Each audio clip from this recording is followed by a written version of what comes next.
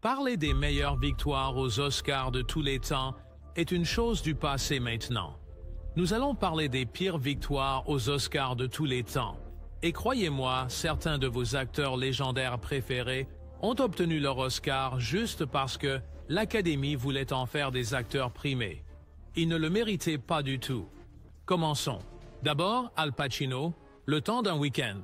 Al Pacino a connu l'une des carrières les plus extraordinaires de l'histoire du cinéma pendant les années 1970, accumulant des rôles emblématiques dans Le Parrain, Un après-midi de chien, Serpico et d'autres. D'une manière ou d'une autre, il est resté sans Oscar malgré ses performances imposantes, chacune plus méritante que la précédente. Quand Le temps d'un week-end est sorti en 1992, l'Académie semblait avoir décidé que c'était simplement le moment de Pacino, lui décernant le trophée du meilleur acteur pour un rôle qui ressemblait plus à une caricature qu'à une étude de personnage.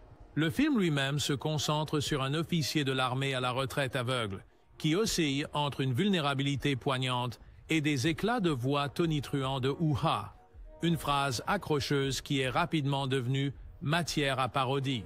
Malgré certains moments dramatiques touchants, la performance dans l'ensemble est bruyante, maladroite et pâlie en comparaison de la nuance riche que Pacino a montrée dans plusieurs de ses rôles antérieurs sans Oscar. De plus, Le temps d'un week-end repose sur un scénario quelque peu manipulateur avec les excentricités exagérées du colonel aveugle, éclipsant la subtilité et la profondeur dont Pacino était capable à son apogée. La décision de l'Académie ressemble davantage à une reconnaissance tardive pour l'ensemble de sa carrière qu'à une récompense pour la meilleure interprétation de l'année. 2. Cuba Gooding Jr., Jerry Maguire.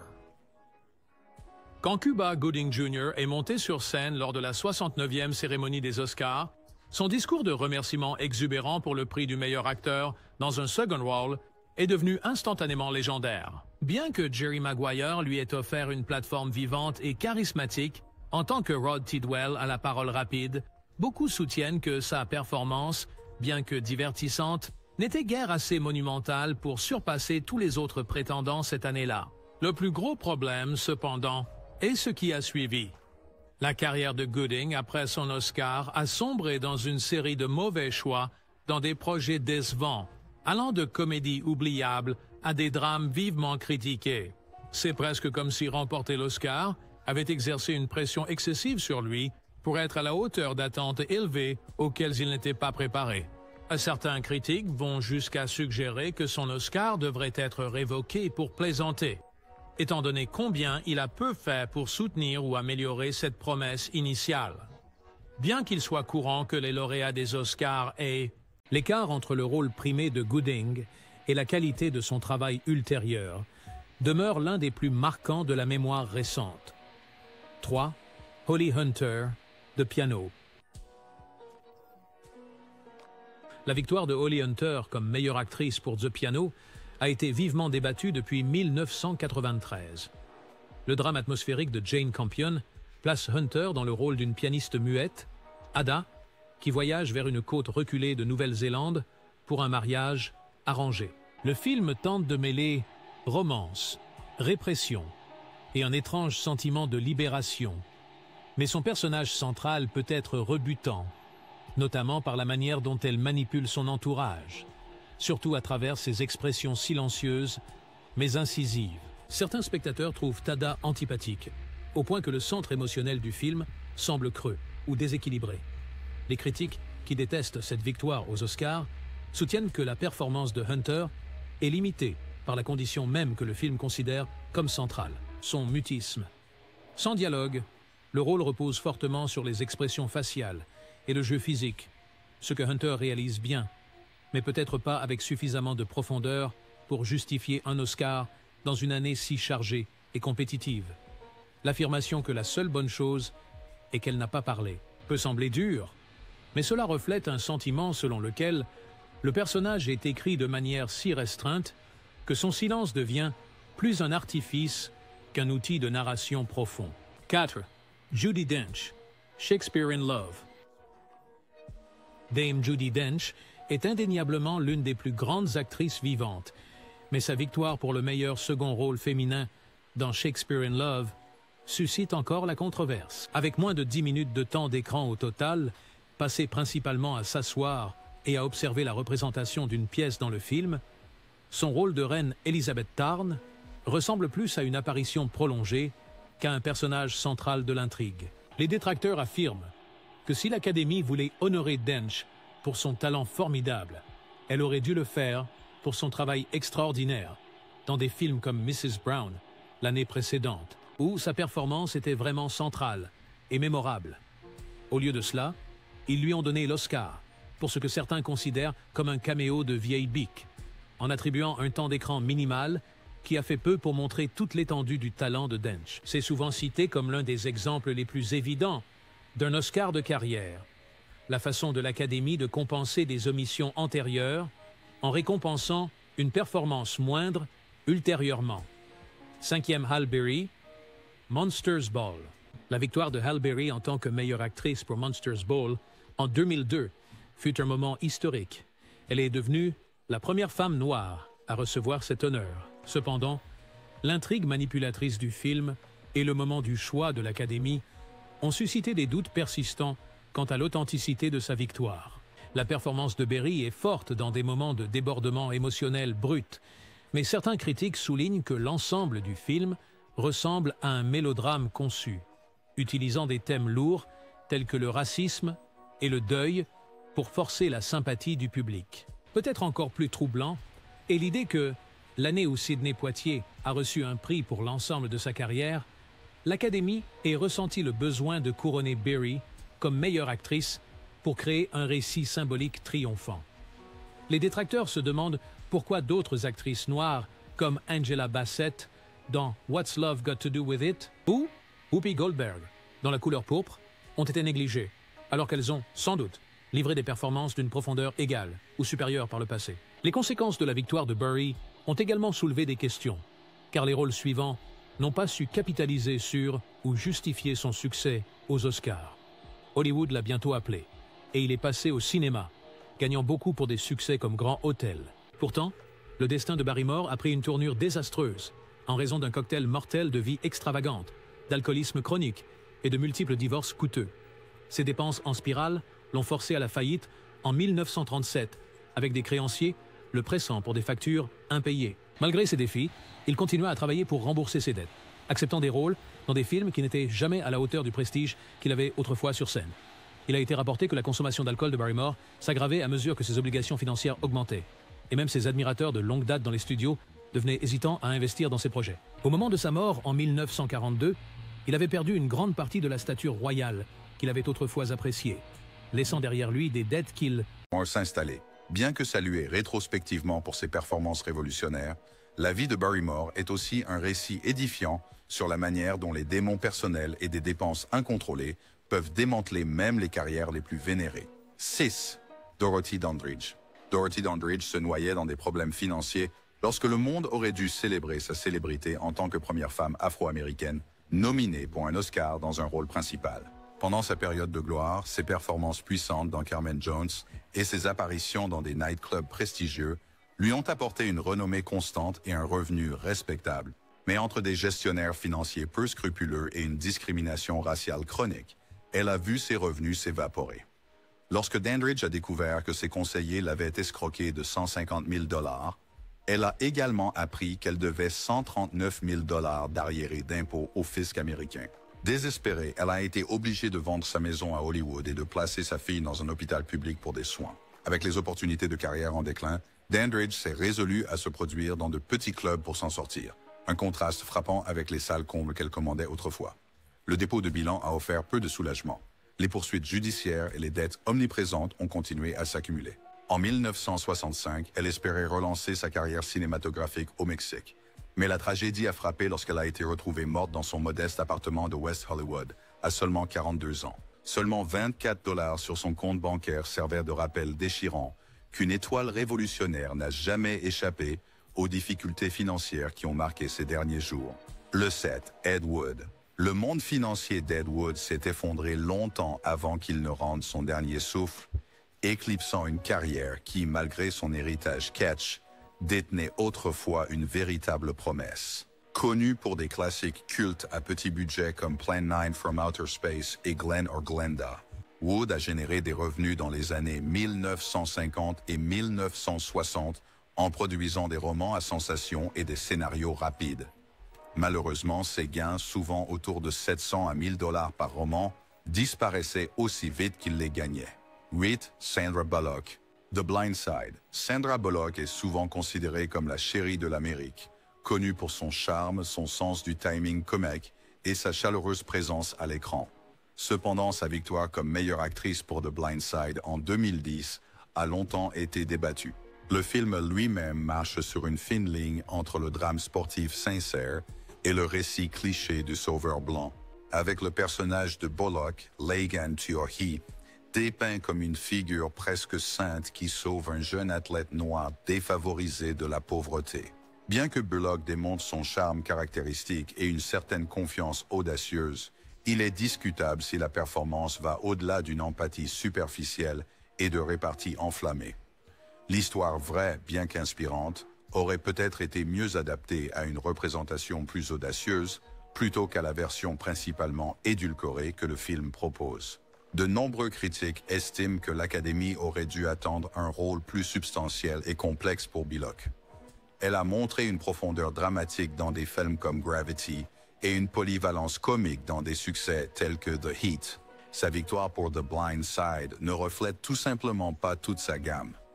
De plus, l'année 2009 a été forte pour les actrices principales, et certaines performances tout aussi convaincantes ont été éclipsées par le rôle de Bullock qui a plu au grand public. Neuvièmement, Renée Zellweger, retour à Cold Mountain. Renée Zellweger a remporté l'Oscar de la meilleure actrice dans un second rôle pour Retour à Cold Mountain 2003, mais la décision a souvent été remise en question, semblant davantage être une récompense de rattrapage qu'une reconnaissance de la meilleure performance de cette année-là. Dans Cold Mountain, Zellweger joue Ruby Thewes, une ouvrière agricole du Sud au franc-parler, avec un accent prononcé et une tendance à livrer des répliques impertinentes sur les dures réalités de l'époque de la guerre de sécession. Les critiques soutiennent que son interprétation penche vers la caricature, exagérant l'accent et les manières au point de devenir distrayante. Il parlait également en comparaison de ses performances plus subtiles et nuancées dans des films antérieurs comme Jerry Maguire, Nurse Betty ou Chicago. On soupçonne que l'Académie pensait que Zellweger exagérait.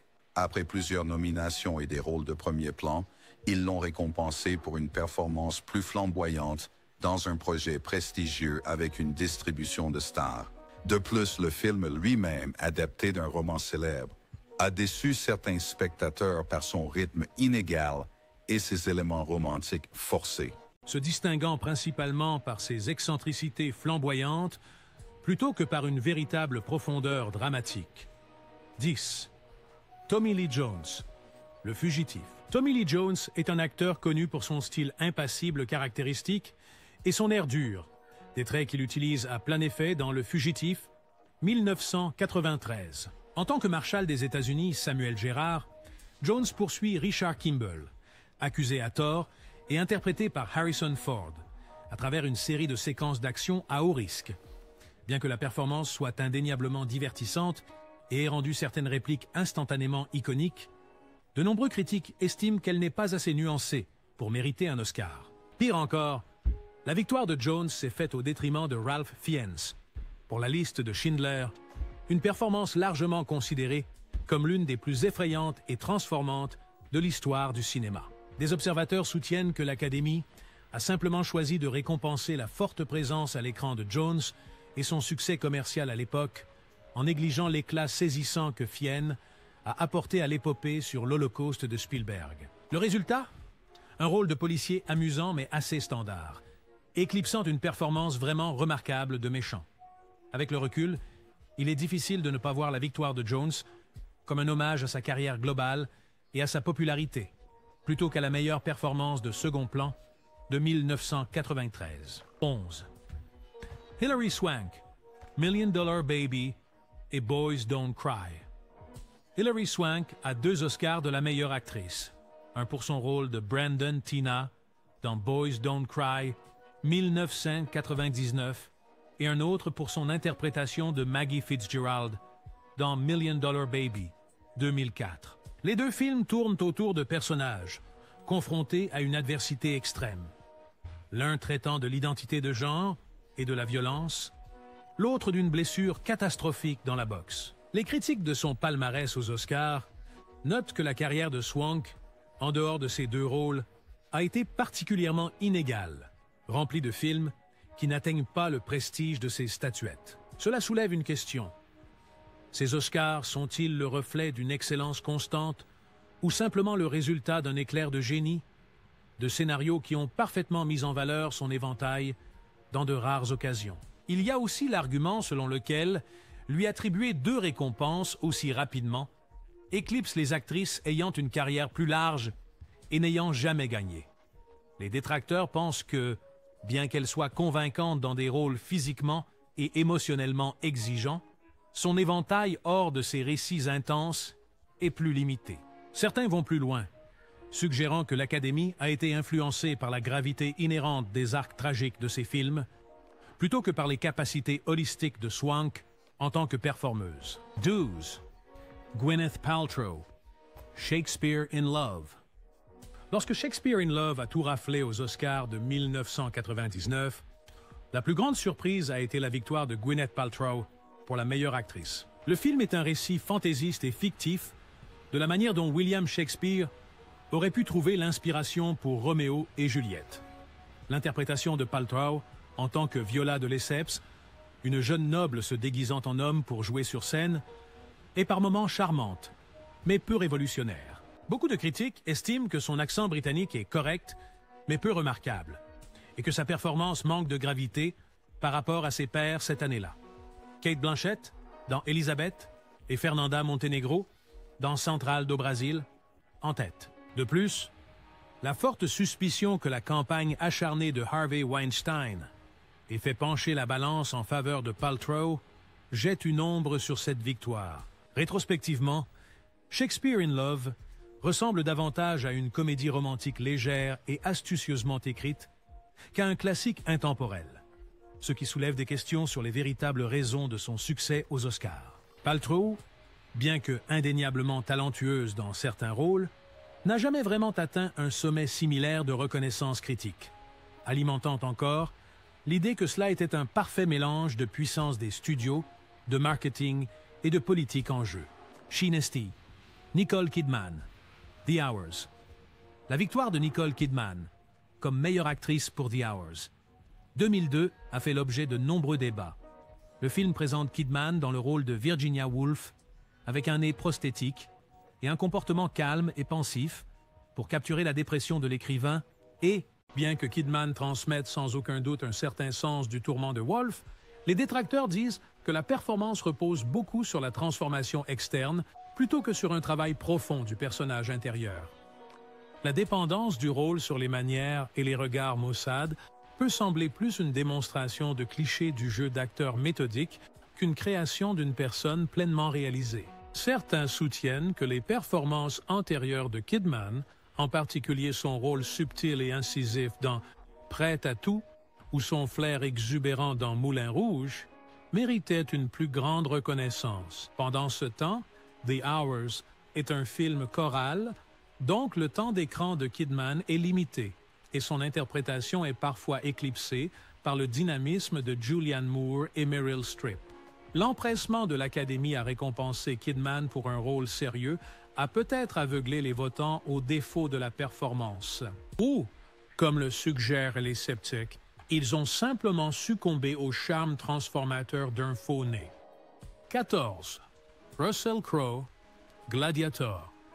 Peu peuvent nier l'attrait épique de Gladiator de Ridley Scott, 2000, avec Russell Crowe dans le rôle de Maximus, un général romain trahi, forcé à l'esclavage et au combat de gladiateurs. L'intensité grondante de Crowe et sa transformation physique ont contribué à faire du film un succès au box-office et un phénomène culturel. Pourtant, en examinant l'ensemble de la carrière de Crowe, on peut soutenir que sa performance dans Gladiator, bien qu'animée, pourrait ne pas être le couronnement de ses nombreux rôles remarquables. Des films comme The Insider ont révélé un effort plus transformatif. A Beautiful Mind a offert une complexité émotionnelle plus grande et L.A. Confidential a révélé une nuance subtile. Même son travail précoce dans Romp et Stomper a démontré une férocité débridée qui était sans doute plus difficile à réaliser. Les critiques suggèrent que l'Académie a été emportée par la grandeur de Gladiator et a récompensé Crowe en partie parce qu'il a porté avec succès le récit héroïque du film sur ses épaules. Avec le recul, cependant, il y a un sentiment que les meilleures performances de Crowe sont survenues soit juste avant, soit juste après Gladiator, rendant cet Oscar légèrement inapproprié. Bien que Maximus soit devenu iconique, il convient de noter qu'Hollywood récompense souvent les acteurs pour des rôles qui deviennent des jalons culturels, plutôt que purement pour le mérite artistique d'une performance. 15. Jennifer Hudson, Dreamgirls. La victoire de Jennifer Hudson en tant que meilleure actrice dans un second rôle pour Dreamgirls, 2006 a été largement saluée à l'époque, notamment pour sa puissante interprétation de « And I am telling you, I'm not going », ce qui a effectivement fait exploser la salle. Cependant, beaucoup soutiennent que sa victoire souligne la tendance occasionnelle de l'Académie à confondre performance vocale impressionnante avec talent d'acteur. Bien que Hudson soit indéniablement une chanteuse phénoménale et ait délivré une énergie émotionnelle brute dans ses numéros musicaux, le personnage d'Effie White est également sous-développé dans la deuxième moitié du film, lui donnant un champ limité pour développer l'arc dramatique du rôle. Les critiques soutiennent que des interprètes comme Cate Blanchett, qui a joué l'enseignante aux multiples facettes dans Notes on a Scandal, ont peut-être offert un travail plus profond et complexe cette année-là. De plus, certains se demandent si le succès immédiat de Hudson en remportant un Oscar n'a pas éclipsé le besoin de mûrir et de se développer en tant qu'actrice.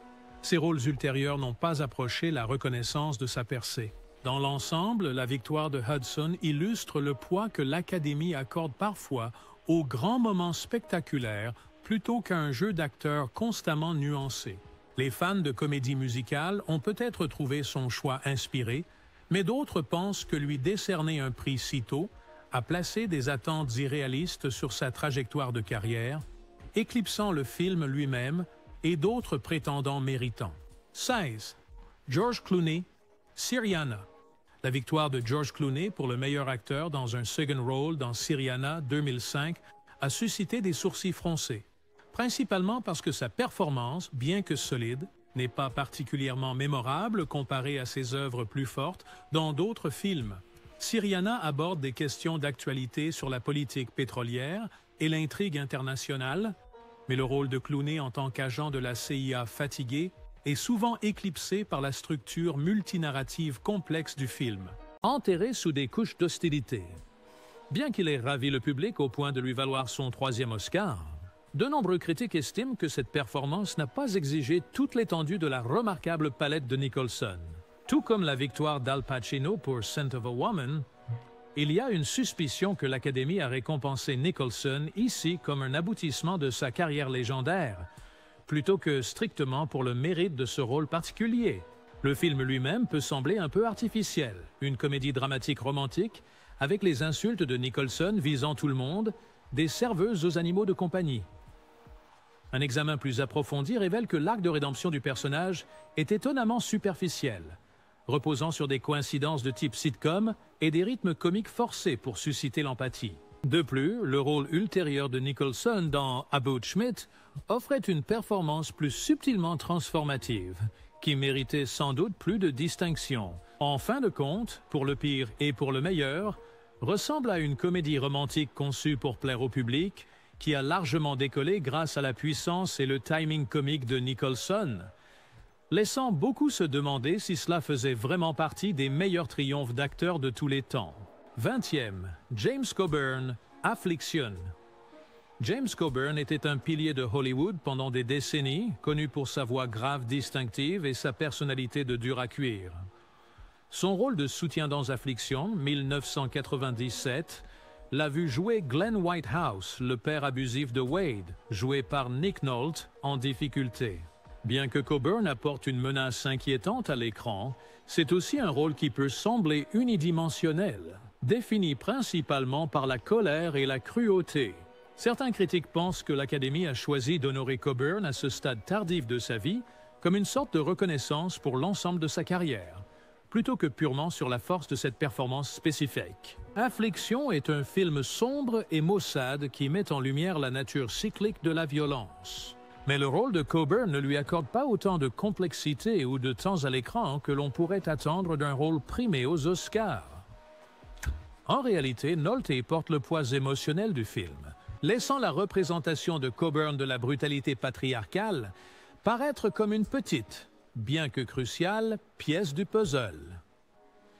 De plus, la longue carrière de Coburn comptait de nombreux rôles qui auraient pu mériter une reconnaissance. Faire Affliction, un choix étrange pour l'Académie de finalement décerner un Oscar. Après des décennies de rôles durs à l'écran, son caméo en tant que père désagréable se distingue principalement par sa valeur choc, plutôt que par sa profondeur dramatique, alimentant le débat pour savoir s'il méritait vraiment la victoire. 21e. Helen Hunt. Aussi bien que possible. Helen Hunt a été une chérie de la télévision pendant des années dans Mad About You, remportant de multiples Emmy Awards et s'établissant comme une figure de fille d'à côté à laquelle on s'identifie. Quand elle est passée au cinéma, pour le meilleur et pour le pire, lui a offert une plateforme de premier plan aux côtés de Jack Nicholson. Son rôle de Carol Connelly, une mère célibataire en difficulté et serveuse, est centré sur son attitude directe et ses échanges comiques avec Nicholson. Pourtant, l'inclination sentimentale du film et la représentation superficielle des défis personnels de Carol amènent certains critiques à se demander si c'est vraiment une performance digne d'un Oscar. Les plus grands moments de son personnage reposent sur la frustration, l'exaspération et finalement une tension romantique improbable avec le grincheux Melvin Udall de Nicholson. Les critiques qui s'offusquent de sa victoire aux Oscars soutiennent que de nombreuses actrices auraient pu naviguer dans la combinaison du sarcasme réprimandant et de la vulnérabilité larmoyante du scénario, tout aussi convincamment. De plus, compte tenu de la concurrence cette année-là, notamment Judi Dench dans Mrs. Brown, la victoire de Hunt peut sembler être un choix grand public en phase avec le succès commercial du film. Au fil du temps, la carrière de Hunt après son Oscar a été relativement discrète, atteignant rarement des sommets similaires de reconnaissance, ce qui suggère que c'était un coup de chance pour une interprète mieux connue pour charmer le public de la télévision que pour livrer des performances cinématographiques extraordinaires et dignes de récompense. Le 22e, Kim Basinger, L.A., Confidential. La victoire de Kim Basinger pour la meilleure actrice dans un second rôle pour L.A. Confidential, 1997, a surpris de nombreux observateurs. Pas parce qu'elle était irregardable, mais parce que sa performance en tant qu'escorte de luxe semblait nettement éclipsée par les acteurs masculins et l'ensemble du film. Bien qu'elle ait certainement l'apparence, incarnant une mystique à la Veronica Lake, son rôle offrait une profondeur émotionnelle limitée par rapport aux autres prétendants cette année-là. En effet, L.A. Confidential est un chef-d'œuvre du film noir moderne, riche en tension et en intrigue. Mais la performance de Basinger est éclipsée par les prestations plus affinées et complexes de Guy Pearce, Russell Crowe et Kevin Spacey. Certains voient l'Oscar de Basinger comme un reflet de la fixation d'Hollywood sur la récompense des interprétations glamoureuses de personnages féminins dans des projets de prestige, plutôt que sur les rôles plus difficiles ou substantiels, souvent négligés. De plus, sa carrière après L.A. Confidential ne l'a jamais consacrée comme une actrice de premier plan, capable de livrer régulièrement des performances de haut calibre. Avec le recul, sa victoire semble davantage être un hommage de l'Académie au succès d'ensemble de L.A. Confidential, tout en affirmant en même temps le retour de Basinger dans l'industrie après une série de revers personnels et professionnels. Le résultat est une victoire qui se distingue surtout par son facteur de surprise, plutôt que par un accord critique unanime sur le mérite de son travail. 23e, Julia Roberts. Erin Brockovich. Julia Roberts était l'une des plus grandes stars de cinéma au monde au moment où elle a enfilé les tenues révélatrices et la ténacité implacable d'Erin Brockovich. Le film de 2000 suit la mère célibataire dans la vie réelle, qui a affronté une grande entreprise au sujet de la contamination de l'eau. Bien que Roberts apporte un charme indéniable et une présence de star au rôle, certains critiques soutiennent que la performance ne dépasse pas le schéma standard de l'opprimé fougueux, surtout si on la compare au rôle plus nuancé ignoré par l'Académie cette année-là. La victoire de Roberts est souvent attribuée à son statut de star et à l'impression que c'était le moment de Julia après des nominations mémorables au début de sa carrière, style Magnolias, Pretty Woman n'ayant pas gagné. De plus, Erin Brockovich est un film élégant et bien réalisé, mais il ne repousse pas nécessairement les limites du cinéma ou du jeu d'acteur. L'interprétation de Roberts repose en grande partie sur des échanges pleins d'esprit, une attitude impertinente et quelques confrontations dramatiques, s'aventurant rarement dans une complexité émotionnelle plus profonde.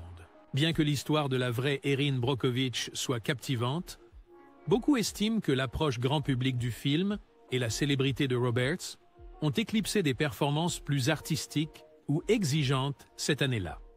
Au final, l'Oscar semblait valider Roberts. L'écart entre le rôle primé de Gooding et la qualité de son travail ultérieur demeure l'un des plus marquants de la mémoire récente. 3. Holly Hunter, de Piano. La victoire de Holly Hunter comme meilleure actrice pour The Piano a été vivement débattue depuis 1993. Le drame atmosphérique de Jane Campion place Hunter dans le rôle d'une pianiste muette, Ada, qui voyage vers une côte reculée de Nouvelle-Zélande pour un mariage arrangé. Le film tente de mêler romance, répression et un étrange sentiment de libération, mais son personnage central peut être rebutant, notamment par la manière dont elle manipule son entourage, surtout à travers ses expressions silencieuses mais incisives. Certains spectateurs trouvent Ada antipathique, au point que le centre émotionnel du film semble creux ou déséquilibré. Les critiques, qui détestent cette victoire aux Oscars, soutiennent que la performance de Hunter est limitée par la condition même que le film considère comme centrale, son mutisme. Sans dialogue, le rôle repose fortement sur les expressions faciales et le jeu physique, ce que Hunter réalise bien, mais peut-être pas avec suffisamment de profondeur pour justifier un Oscar dans une année si chargée et compétitive. L'affirmation que la seule bonne chose est qu'elle n'a pas parlé peut sembler dure, mais cela reflète un sentiment selon lequel le personnage est écrit de manière si restreinte que son silence devient plus un artifice qu'un outil de narration profond. 4. Judi Dench, Shakespeare in Love. Dame Judi Dench est indéniablement l'une des plus grandes actrices vivantes, mais sa victoire pour le meilleur second rôle féminin dans Shakespeare in Love suscite encore la controverse. Avec moins de 10 minutes de temps d'écran au total, passé principalement à s'asseoir et à observer la représentation d'une pièce dans le film, son rôle de reine Elizabeth Tarn ressemble plus à une apparition prolongée qu'à un personnage central de l'intrigue. Les détracteurs affirment que si l'Académie voulait honorer Dench pour son talent formidable, elle aurait dû le faire pour son travail extraordinaire dans des films comme Mrs. Brown l'année précédente, où sa performance était vraiment centrale et mémorable. Au lieu de cela, ils lui ont donné l'Oscar pour ce que certains considèrent comme un caméo de vieille bique, en attribuant un temps d'écran minimal qui a fait peu pour montrer toute l'étendue du talent de Dench. C'est souvent cité comme l'un des exemples les plus évidents d'un Oscar de carrière, la façon de l'Académie de compenser des omissions antérieures en récompensant une performance moindre ultérieurement. 5e Halle Berry, Monsters Ball. La victoire de Halle Berry en tant que meilleure actrice pour Monsters Ball en 2002 fut un moment historique. Elle est devenue la première femme noire à recevoir cet honneur. Cependant, l'intrigue manipulatrice du film et le moment du choix de l'Académie ont suscité des doutes persistants quant à l'authenticité de sa victoire. La performance de Berry est forte dans des moments de débordement émotionnel brut, mais certains critiques soulignent que l'ensemble du film ressemble à un mélodrame conçu, utilisant des thèmes lourds tels que le racisme et le deuil pour forcer la sympathie du public. Peut-être encore plus troublant est l'idée que, l'année où Sidney Poitier a reçu un prix pour l'ensemble de sa carrière, l'Académie ait ressenti le besoin de couronner Berry comme meilleure actrice pour créer un récit symbolique triomphant. Les détracteurs se demandent pourquoi d'autres actrices noires, comme Angela Bassett, dans What's Love Got to Do With It ou Whoopi Goldberg dans La couleur pourpre ont été négligées, alors qu'elles ont, sans doute, livré des performances d'une profondeur égale ou supérieure par le passé. Les conséquences de la victoire de Burry ont également soulevé des questions, car les rôles suivants n'ont pas su capitaliser sur ou justifier son succès aux Oscars. Hollywood l'a bientôt appelé, et il est passé au cinéma, gagnant beaucoup pour des succès comme Grand Hôtel. Pourtant, le destin de Barrymore a pris une tournure désastreuse, en raison d'un cocktail mortel de vie extravagante, d'alcoolisme chronique et de multiples divorces coûteux. Ses dépenses en spirale l'ont forcé à la faillite en 1937, avec des créanciers le pressant pour des factures impayées. Malgré ces défis, il continua à travailler pour rembourser ses dettes, acceptant des rôles dans des films qui n'étaient jamais à la hauteur du prestige qu'il avait autrefois sur scène. Il a été rapporté que la consommation d'alcool de Barrymore s'aggravait à mesure que ses obligations financières augmentaient, et même ses admirateurs de longue date dans les studios devenaient hésitants à investir dans ses projets. Au moment de sa mort, en 1942, il avait perdu une grande partie de la stature royale qu'il avait autrefois appréciée, laissant derrière lui des dettes plus qu'il n'a reconnu un accomplissement d'acteur extraordinaire, laissant la porte ouverte au débat sur la question de savoir si c'était pleinement mérité. 24e, Daniel Day-Lewis. Il y aura du sang.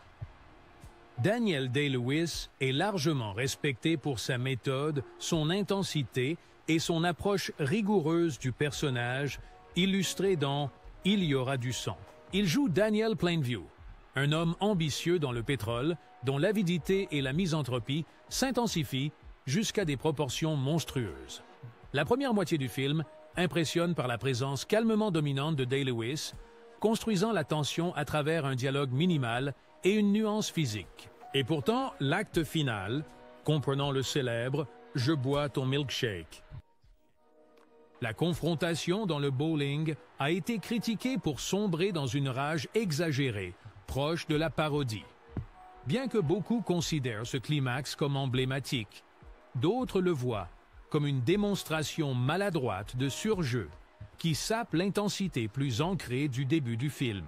Certains soutiennent que l'Académie attendait simplement de remettre un autre trophée à Day-Lewis. Après des éloges précédents pour My Left Foot, ils ont été fascinés par l'audace pure de sa performance plutôt que par sa cohésion globale.